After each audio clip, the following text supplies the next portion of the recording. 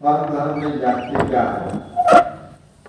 तो परम पिता परमात्मा ने इस सृष्टि में इसलिए ज्ञान दिया था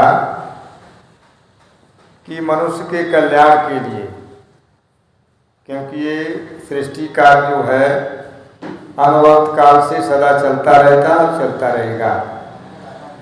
इसमें मनुष्यों के लिए उपदेश सृष्टि में इसलिए अनिवार्य है नैमित्तिक ज्ञान कि जो पिछले कर्म किए हैं उनका फल भोगते हुए देखेंगे कि जो व्यक्ति सुखी है संसार में वो पुण्य कर्मों का फल है और जो दुखी है वो पाप कर्मों का फल है। तो इस तरीके से निर्णय हो जाता है कि पाप पुण्य है क्या चीज़। तो ये सब वेद में विवेचना की गई इनकी। इसको पढ़ने से ही पता चलता है, सुनने से, कि सुख कैसे मिल सकता है संसार में और दुख कैसे आता है, इनके कारण क्या है, बीज क्या है। तो सीधा सीधा बता दिया, शुभ कर्म जो है वो सुख देते हैं और जो अशुभ कर्म है वो दुख देते हैं। तो अब शुभ अशुभ कैसे पहचाने जाए, तो वो भी वेद की तरफ, वेद में प्रश्न भी उठाया जाता है, वेद से ही समाधान होता है, क्योंकि वो उसके लिए प्रमाणिक और कोई ग्रंथ नहीं है, क्योंकि वेद स्वतः प्रमाणित है, इसलिए उसी में उसका उत्तर है।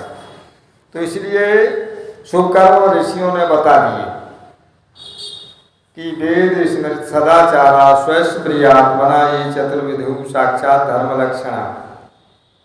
मनुष्य को यदि धर्म जानना है तो वेदों को पढ़ना चाहिए, सुनना चाहिए। फिर बोले वेद नहीं पढ़ सकता है तो बोले स्मृतियाँ पढ़ो, उपनिषद हैं, शास्त्र हैं और ग्रंथ हैं, परता प्रमाण, उनको पढ़ो। बोले ये भी नहीं पढ़ सकते, इसलिए ऋषि ने कहा वेद का पढ़ना पढ़ाना स्वाध्याय में एक जीवन का अंग है, धर्म कहलाता है।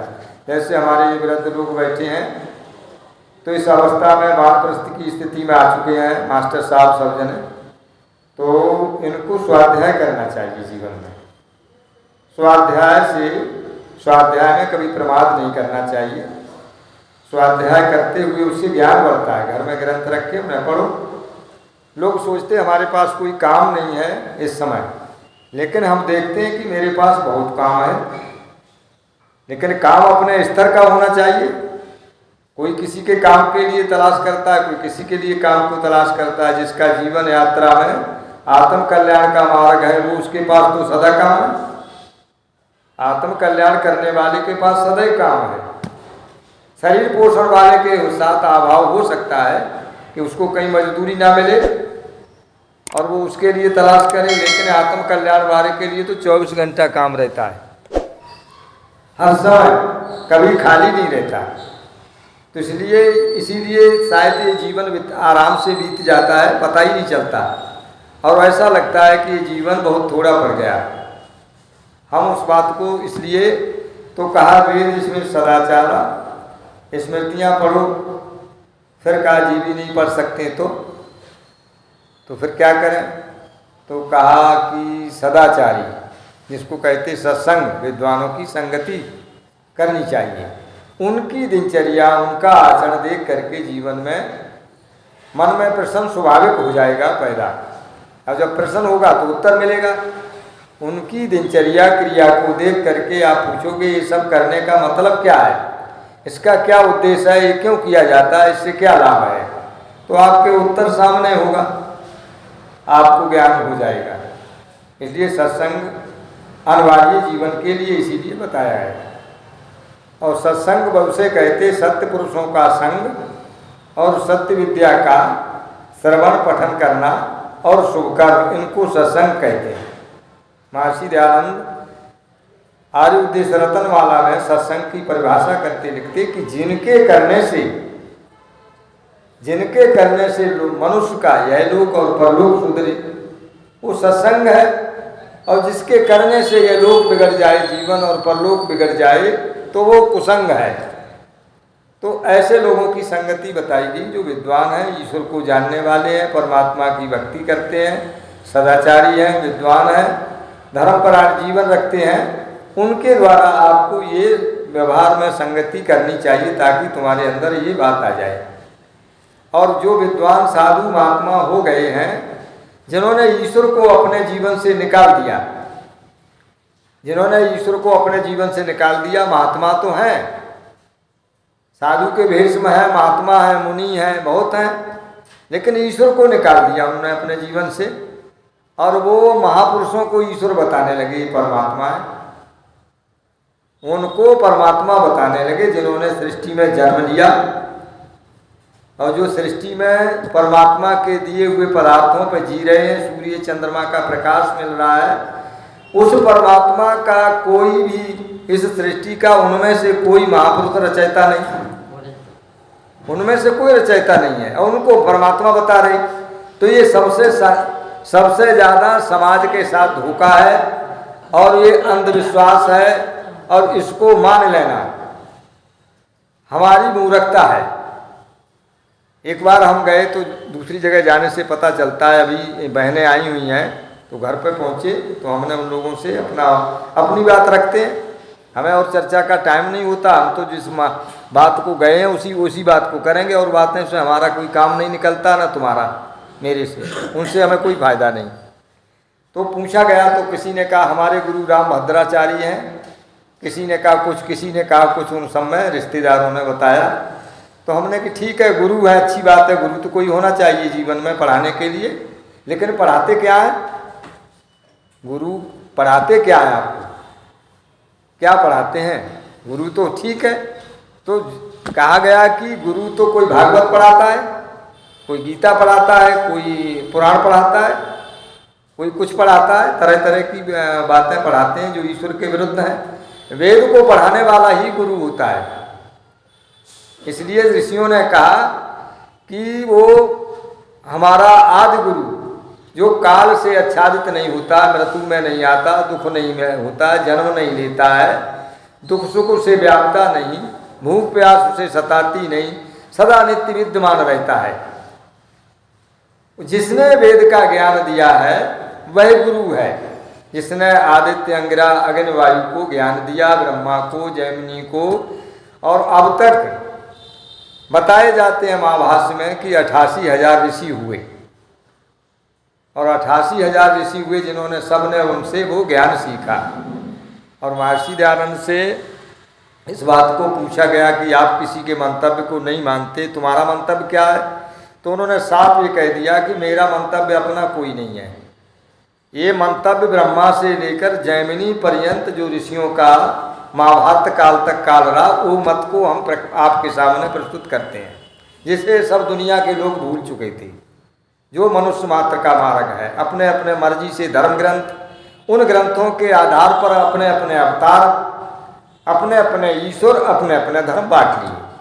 समाज में विभाजन हो गया, एकता घट गई। लेकिन यहाँ संगत ध्रुवम शंभु मनास जानता देवा भागम पूर्वे सज्जना ना उपासते।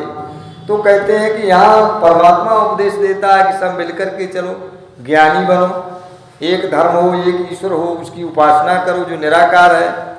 तो इस तरीके से हम अगर ये नहीं जान सकते हैं तो फिर अपनी आत्मा से पूछो। स्वस्य प्रिय च आत्मना, आत्मा कभी बुरा कर्म नहीं करना चाहती है, आत्मा दुख नहीं चाहती है। आप अपने सुई चुबो करके देखिए तो आपको कष्ट होगा शरीर में, और वो उसे नहीं चाहती ऐसा हो, कष्ट ना मिले। तो जो आत्मा स्वीकार नहीं करती है वो दूसरे के प्रति भी व्यवहार ना करो।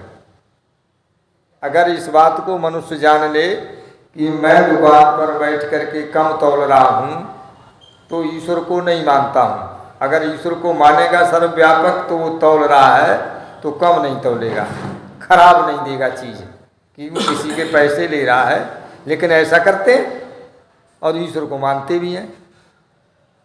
ऐसे ही सारे काम अदालतों में बैठ कर के, न्यायालयों में बैठ कर के दिन भर झूठ बोलते हैं और पूजा भी करते हैं, तो ईश्वर की मान्यता नहीं मानते। ईश्वर जब सर्वत्र है, व्यापक है, तो वहाँ भी तो न्याय तराजू होनी चाहिए, बराबर है। तो आजकल जो भी न्यायालय में जो भी बड़े बड़े लोग जज और आदि वकील बन कर के जाते हैं, वो वहाँ सब झूठ बोलते हैं, वो वहाँ सत्य नहीं बोलते। तो पहले यहाँ बता दिया गया है जो सार्वभौमिक नियम हैं उनमें आते हैं एम और नियम। अहिंसा सत्य अस्ते ब्रह्मचर्या अपरिग्रह यमा।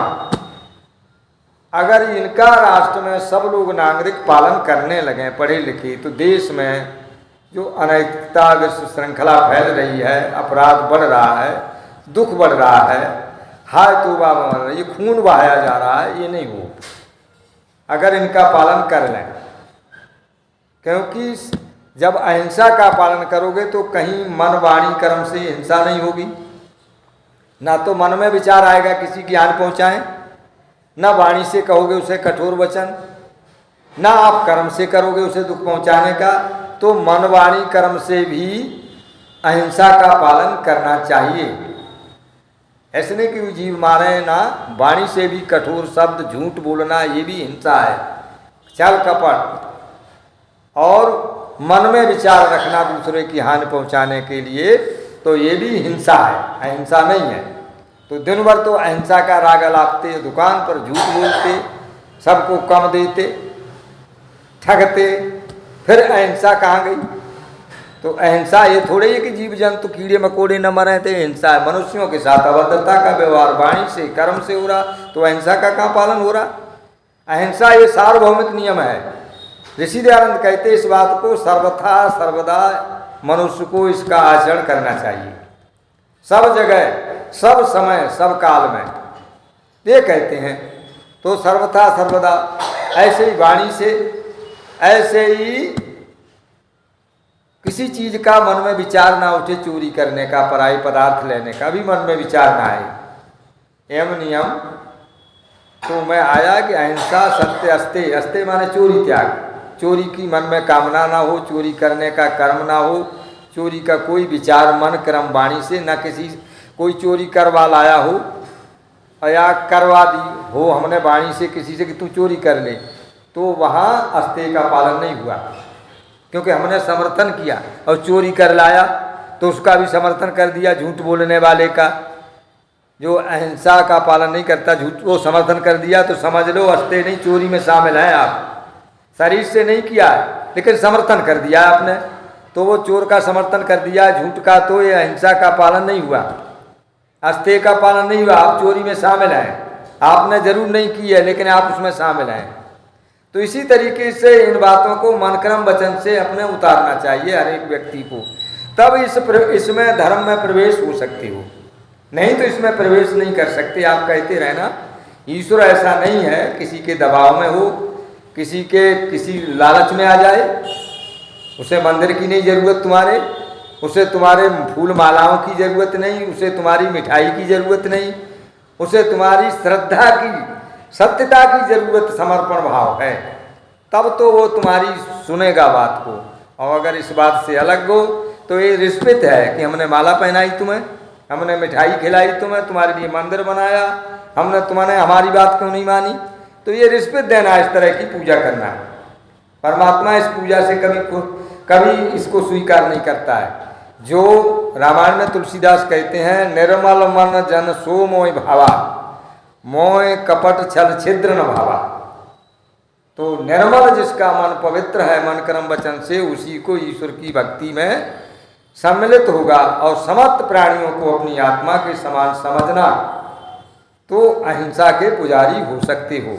तो इस तरीके से हम अपनी आत्मा से पूछें तो धर्म क्या है, तो पता लग जाएगा कि ऐसा हमें नहीं करना चाहिए। वास्तविक कसौटी 4 दी गई हैं, तो इनको हमें अपने जीवन में समझना चाहिए। जीवन हमारा पवित्र बनेगा, हमारे साथ कोई समाज का आदमी नहीं होगा, कोई परिवार का नहीं होगा, हमारे किए हुए कर्म होंगे हमारे साथ, और उनके द्वारा हमें फल मिलेगा।